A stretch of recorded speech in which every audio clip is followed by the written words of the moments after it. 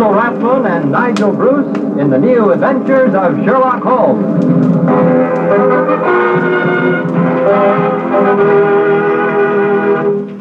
This rebroadcast is especially for the American Armed Forces and their allies. Now let's join Dr. Campbell as he enters Dr. Watson's study.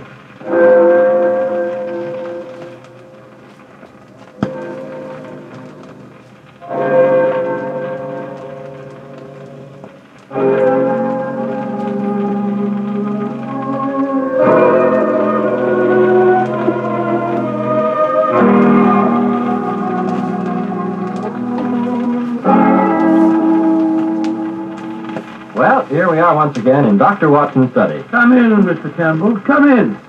Here, sit down and relax. You look a bit wilted, old fella. Oh, yes, it's such a beautiful spring evening. I thought I'd walk over. In fact, it's so beautiful I dawdled most of the way, drinking in the warm air and the smell of things growing until suddenly I realized I was blame well going to be late if I didn't hurry.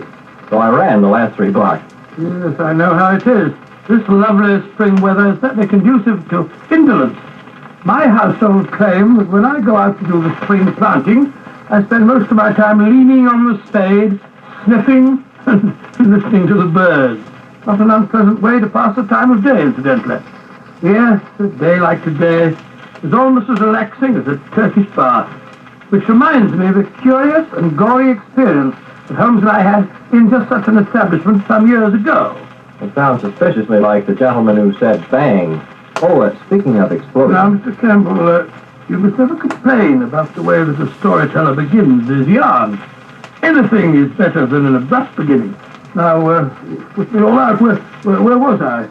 In a Turkish bath, if I'm not mistaken. Oh, yes, it's Turkish bath, you're not mistaken. Yes, yes, yes. Well, now, to begin at the beginning, it was in the hectic, hair-raising, and I might even say the glorious days of the great battle of wits between Sherlock Holmes and the notorious Professor Moriarty. What you might call a real battle of the titans, eh, Doctor? Indeed it was, Mr. Campbell. Things had been unusually hectic for Holmes for several months. Moriarty had been particularly active, and Holmes had had many sleepless nights. Finally, things had calmed down a bit, and I tried to persuade him to take a badly needed holiday. The net result being that he finally did agree to have an afternoon off and accompany me to a Turkish bath. As a matter of fact, both Holmes and I had a weakness for the Turkish bath. Over the smoke, in the pleasant lassitude of the drawing room, I've often found him less reticent and more human than at any other time. The heat melted his cast iron reserve, eh, Dr. Watson? Only slightly, Mr. Campbell, only slightly.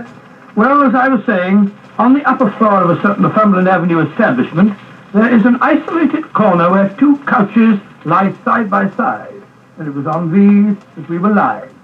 Holmes had just shot his long, sinewy arm out of the towels which enveloped him and was fishing about in the inside pocket of his coat. He was found beside him. Where on earth did I sing? Watson, I forgot to bring my tobacco. Oh, relax, Holmes. Just relax.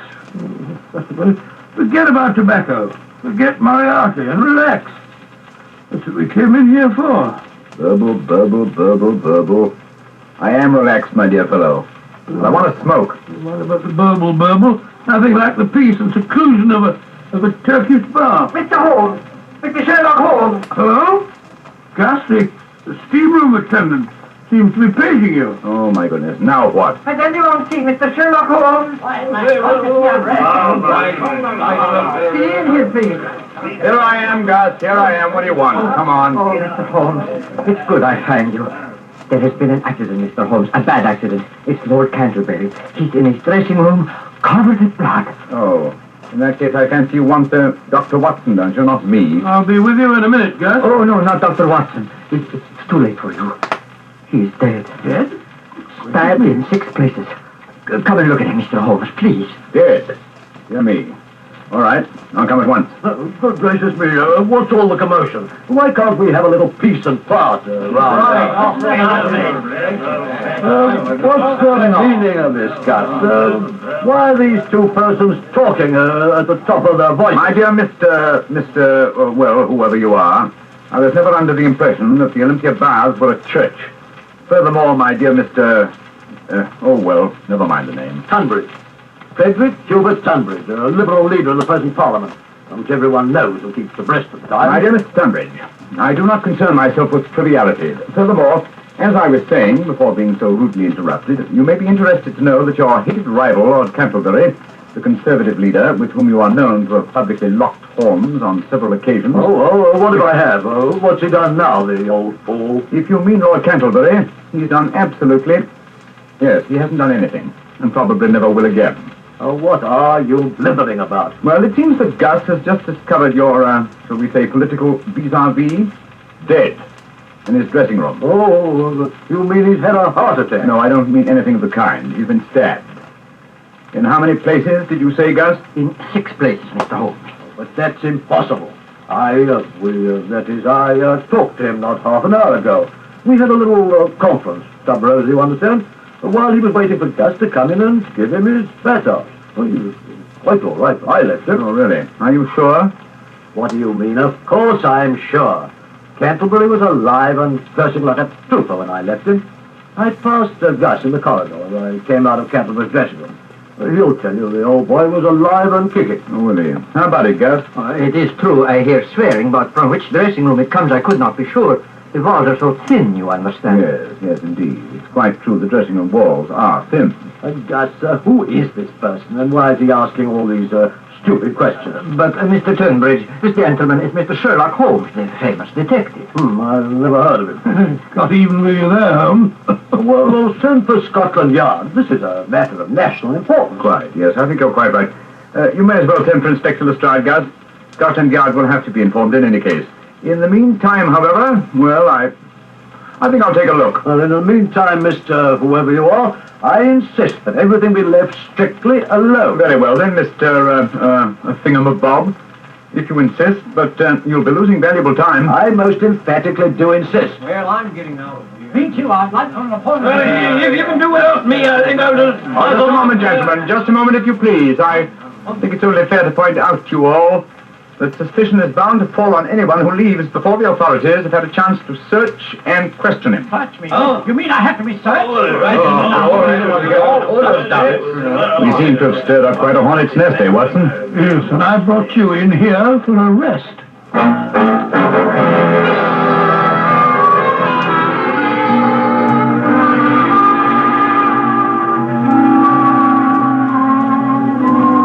Well, Lestrade? Nasty mess, eh, Mr. Holmes? Knife from the back. Yes, not once, but 6 times. Deep, ferocious thrusts.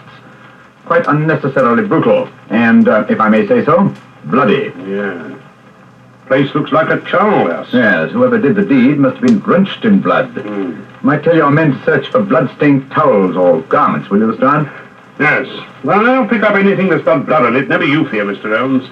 I've ordered a search of everybody and everything on the premises. Yes, that's not going to be very popular with Mr. Tunbridge, eh, Holmes? Oh, I wouldn't care if he was the Archbishop of Canterbury. When Scotland Yard says search everybody, we search everybody. Besides, everybody knows he and the corpse here are bitter enemies. They fought like cat and dog. How long would you say he'd been dead, Mr. Holmes? Oh, I don't know. About, let me say, an hour and a half. Took nearly 40 minutes to get you here, Lestrade. And Canterbury had been dead, let me see, over half an hour when Gus found him. Yes, Gus. Did the doorman notice who left the establishment during the half hour before the body was found? Yes, sir. Only old Mr. Welford. And he's too feeble and nearsighted to do a crime like this. Was the door to Lord Canterbury's dressing room locked? No, sir.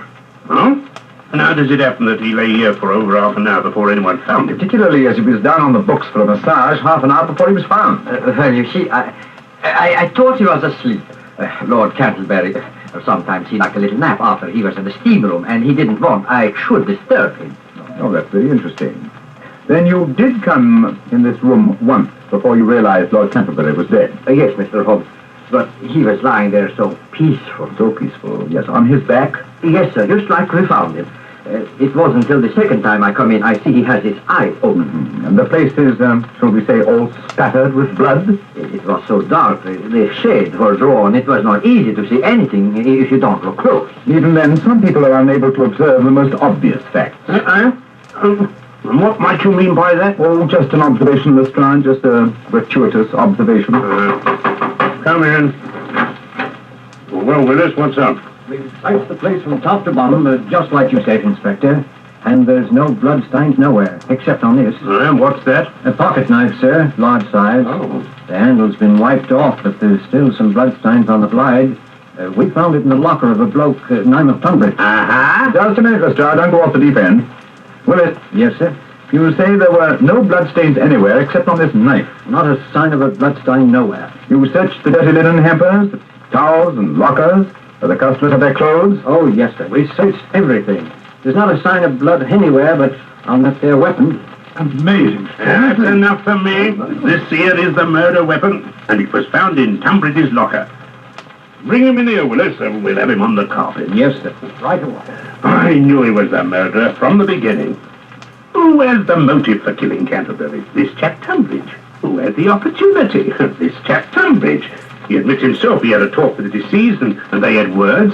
And where is this here bloodstained knife found? Nowhere but in this Mr. Tunbridge's locker. Stupid place for a murderer to hide the fatal weapon in his own locker. Tunbridge isn't as stupid as that, Lestrade. No? Then why was it there?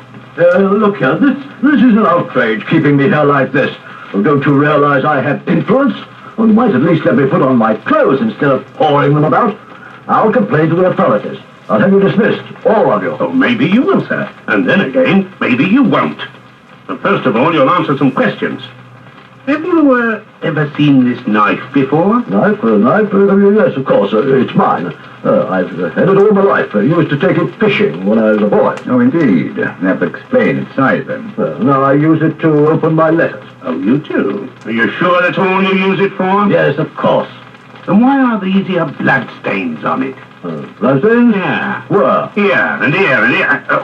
No, don't you touch it.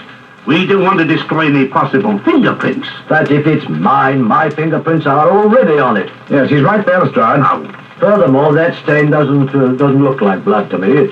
It's not red enough. It looks like rust. As a matter of fact, if a stain is a nice blood red, it's fairly certain it's not blood. Now, this particular stain, You as far as I leave see... this particular stain to Scotland Yard, Mr. Yes, don't forget, my dear Lestrade, I invented the first infallible test for blood stains. That's quite true, Lestrade, you did. Yes, indeed. My test is infallible. It works on blood that is new or on blood that is old. I discovered the first free agent, which is precipitated by hemoglobin. I'm sorry, Mr. I'm sorry, but Scotland Yard hasn't any time for lectures. We believe in action. Now, Mr. Tunbridge, it's my duty to take you into custody. And it's also my duty to warn you that anything that you may say may be used in evidence against you. Anything I say? Do you realize whom you're arresting? I'm a leading figure in British politics. So was this fellow who lies here stabbed with your knife, which has still got bloodstains on it. Lestrade, if you'll pardon me for saying so, in this case, it's not the bloodstains that are in evidence, but the bloodstains that are not in evidence, which is the significant factor. What? What do you mean by that? Simply that it would have been rather difficult for Mr. Tunbridge to have committed a murder as gory as this one without having bloodstains on the towel he's wearing or on the clothes which are still in his locker. What was to prevent him from dropping his towel outside Lord Canterbury's blessing room, going in and knifing him in the back, then sneaking down to the shower rooms, not more than 20 feet down the corridor, and washing away the evidence? Me going round about in the nude? Certainly not. Most certainly not, sir. Remember, my dear Lestrade, as you drag one of Britain's leaders away to jail, that it might have been possible for him to stab his enemy in a fit of temper, but he would never have dreamed of running up and down the corridors in his birthday suit. Oh, let me see. I'm afraid I shall have to look for another explanation of the missing bloodstains.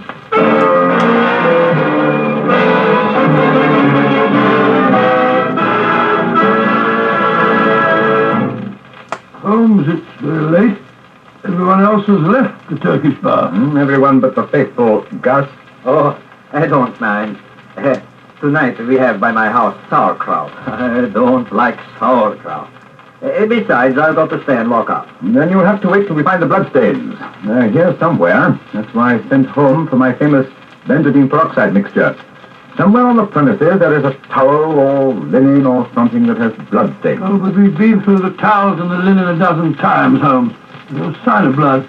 Furthermore, according to the establishment's checklist, there are no towels or any linen missing. Even Gus, his linen, which he washes himself, is hung here on the line. You don't wash any linen but your own, do you, Gus? No, Mr. Holmes. Everything go out to the laundry. I wash my own because I like to be fresh and clean. Twice a day I wash, noon and evening. Yes. The evening's job hasn't been done yet, eh? No. This one I washed this noon. It's my towel from this morning. Oh, yes. This morning's towel washed this noon, yes. But was it? Castlebury was murdered in the middle of the afternoon about 3:30. Now it's now after 7 o'clock. Don't you see, Watson? This towel. Don't you see? No, Holmes, I don't. I don't see a blasted thing. The towel's as clean as a whistle. But not dry.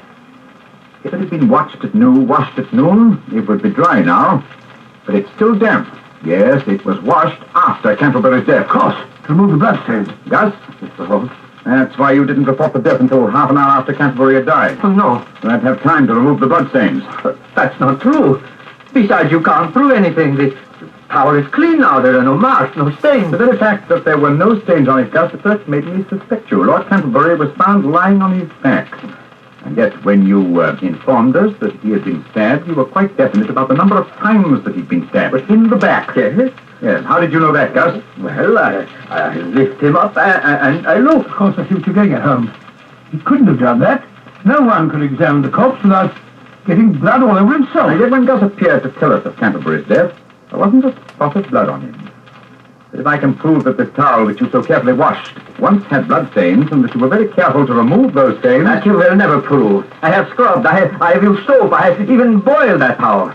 There is not even a suspicion of a blood stain left. That is where you're wrong, my friend. And Watson, run the water into this tub, will you? No matter how thoroughly you try to remove a blood stain, it will never... out. Damned spot. Yes, we only need enough to moisten the cloth. Now I'll drop a few drops of my famous solution onto the cloth. There we are. Well, all I can see is a pale blue streak. Yes, it's undoubtedly blood. Blood? Yes, the curious blue streaks prove infallibly that there was blood on the towel. And now, Gus, how are you going to explain why you were so anxious to remove these bloodstains? No, I did not do it. It was Mr. Tunbridge. He did it. The knife was his knife. There was blood on it. Let me out of here. It's not my fault. I don't want to hurt. Holmes, he's running away. Jim Watson, we can't get him escape. Well, there he goes down the corridor. He's gone into the steam room. Don't worry, I'll get him. Phew. The steam's thick in here. I can hardly see my hand before my face. Must be in here. Look under the benches, Watson. Watson, leave the door open. Let some of this blasted steam out of here, will you? I didn't shut the door. Holmes, you hear that? The door.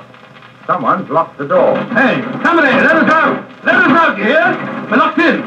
We've been locked in by mistake. No, you're wrong. It was no mistake, my friend. Moriarty. He's here in the steam room with us. No, that's just his voice through the ventilator. So you were behind this murder too, Professor? Of course. Perhaps you would like to know why I had to kill Lord Canterbury. Yes, indeed. That would be very interesting. Good. I found it necessary to start a feud between the two great political parties, because they're in danger of forming a coalition, to pass certain housing reforms that would have proved very expensive to them. Well, what better way to break up an incipient collaboration than by killing one leader, having the other hanged for his murder? Very ingenious, Moriarty. A pity you should have chosen such a clumsy tool as Gus. Clumsy? Perhaps. But he fooled Scotland Yard, Mr. Holmes. It was just my ill luck that you should be on the premises when the accident occurred. Oh, thank you for the compliment. Not at all. However, it's a mistake which I'm sure Gus will be able to rectify. Gus? How? Very simple. I have sent him to put more coals on the fire. Any moment now, there should be more steam. Yes, gentlemen, much more steam. I'm afraid that when you finish with this steam bath, you will never need another. No. You will be boiled alive. He's right there. There comes the steam pouring out of the opening over our heads. If only we could reach that opening, we could stuff some of these towels into the pipeline and cut off the flow. Good Lord, Holmes, it's getting very hot in here. Wait. I have it. One of the long benches. I'll stand on the end. You'll have to balance it while I climb on the top. Talk, Watson. Make a noise. Anything to cover up the moving of the bench. Oh, very well. Oh, Getting hot. Moriarty. This has gone far enough. We can't stand much more of this. Steady, Holmes. Now hand me out a towel, quick. Moriarty! Turn the steam off! You hear, Moriarty? Can't you hear? The heat, it's becoming unbearable. Just more towels, Holmes. Is it getting hot enough in there, Gentleman Boyle? I'm sure it is. Boiled nice and pink, boiled in steam, live steam. Goodbye, Mr. Sherlock Holmes. Now what happened? You can't stand up there all night, Holmes. I won't have to. Pressure's terrific. Very lucky. It will soon become so great that it may burst the boiler. That's dangerous. Buildings will be known to collapse because of bursting boilers. Nevertheless, it's our one chance. Burn the confounded boiler first, before my arm is snapped in But two. Holmes, your arm isn't as strong as the boiler plate. Pressure. Pressure, my dear Watson. Measured per square foot of air surface. Quite a bit of service to a boiler. The opening of this pipe is fairly small. All the same, I'm afraid I can't hold out much longer, Watson. Hold on, Holmes. Hold on. It must burst soon. It must. The pressure. My hands. My hands. Look out! Look out! Look out!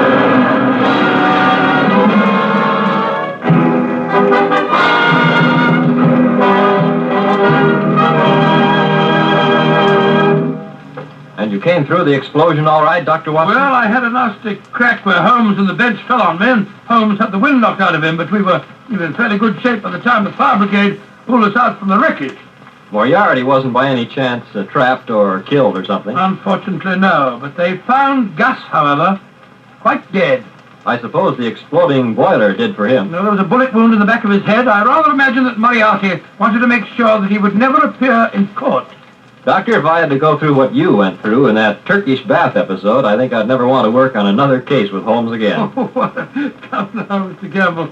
I certainly did feel like that for a couple of hours.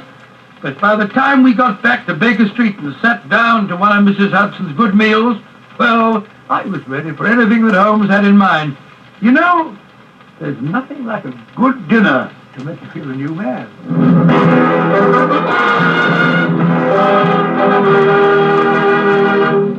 You have been listening to An Adventure in Crime with Basil Rathbone as Sherlock Holmes and Nigel Bruce as Dr. Watson.